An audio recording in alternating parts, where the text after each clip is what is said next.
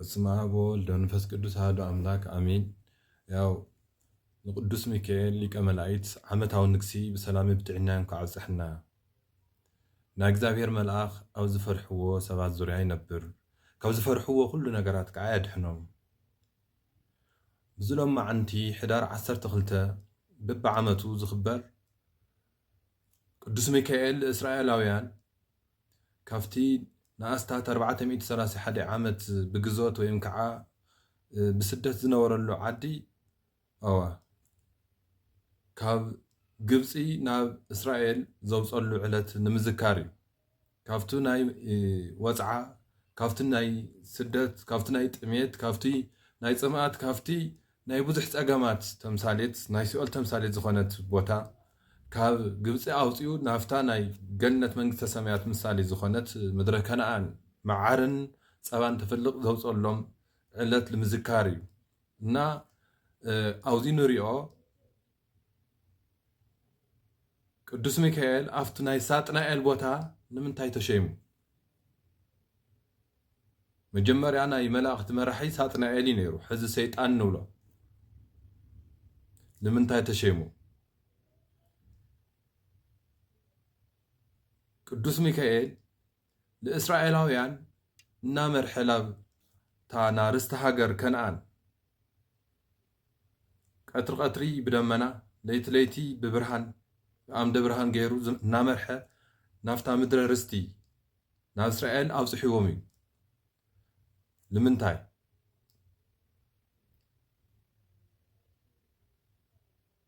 ልቶም ግብፃውያን ግን ኣብ ግብፂ ኣብቲ ቀይሕ ሓሪኦም ተሪፎም ፈርዖንና ሰራዊቱ መሳፍራሶም ኣብቲ ውሽጢ ባሕሪ ናይ ዓሳ ድራር ኮይኖም እዮም ተሪፎም።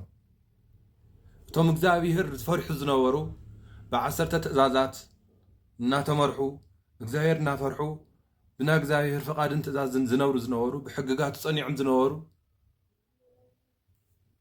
እግዚአብሔር ብትክክለኛ ኣምልኮት ዘምልኽዎ ዝነበሩ ከም ኣምላክነቱ ከም ፈጣርነቱ እሶም ክሸግሩ ተለው እቶም ፈርዖንና ፈርዖናውያን ምስ ሰራዊቱ ግን ፈርዖን ብትሽዓንተ ዓበይቲ ተኣምራት መበል 10 ሞተ በኩር ናይ በኩሪ ናይ ግብፃውያን ደቆም ኣብ ሓንቲ ለይቲ ክሞቱ ተለው መበል 11 ተኣምር ከዓ ስጥመተ ባህር የጋጢምዎም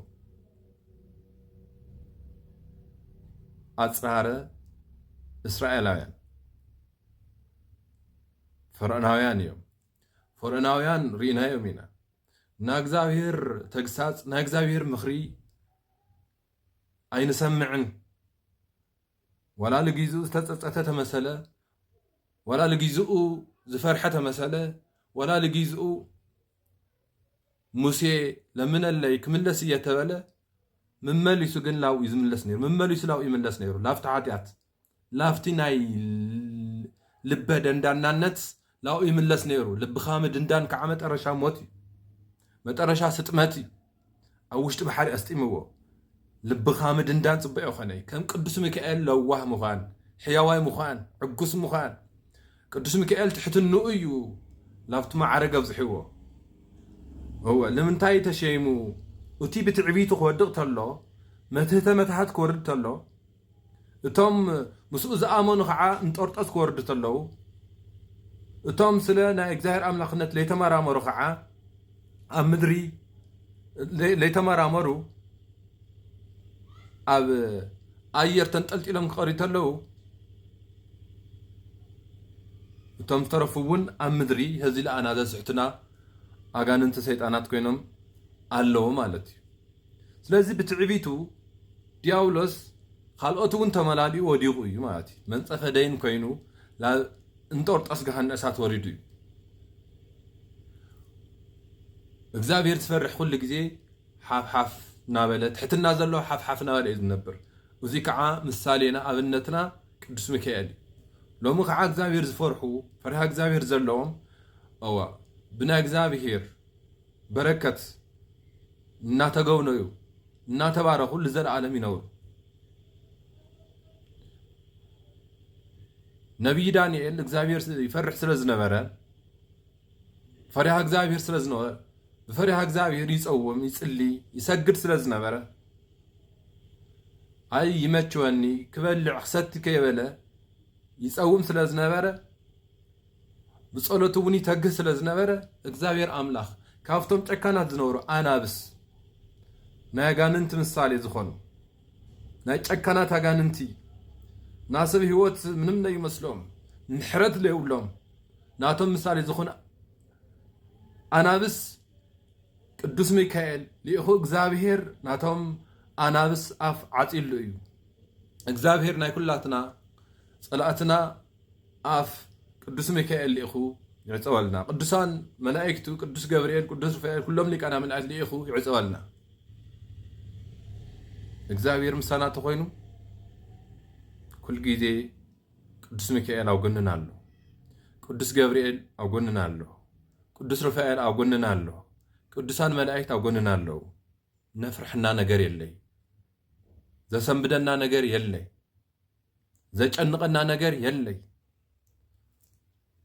እግዚአብሔር ዝፈርሕ ሰብ ቅዱሳን መላእክት ይምስኡ ኣለዉ እቲ ዝደልዮ ነገር እቲ ዝሓሰቦ ነገር ከሳኽዕሉ ከስምርሉ ጸሎት ለእግዚአብሔር ከዕርግሉ ካብ እግዚአብሔር ከዓመልሲ ክህብዎ ኩሉ ጊዜ ይምስኡ ኣለዉ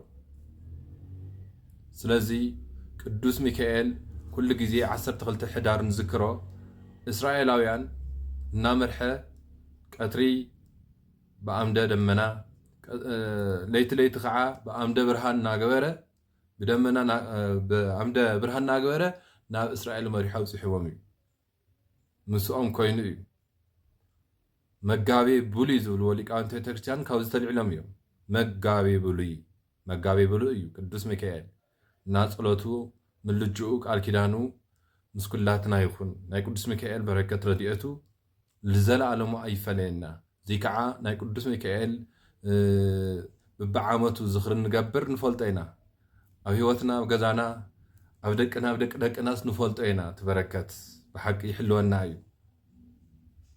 ወስብሐት ለእግዚአብሔር ወለወላዲቱ ድንግል ወለመስቀሉ ክቡር አሜን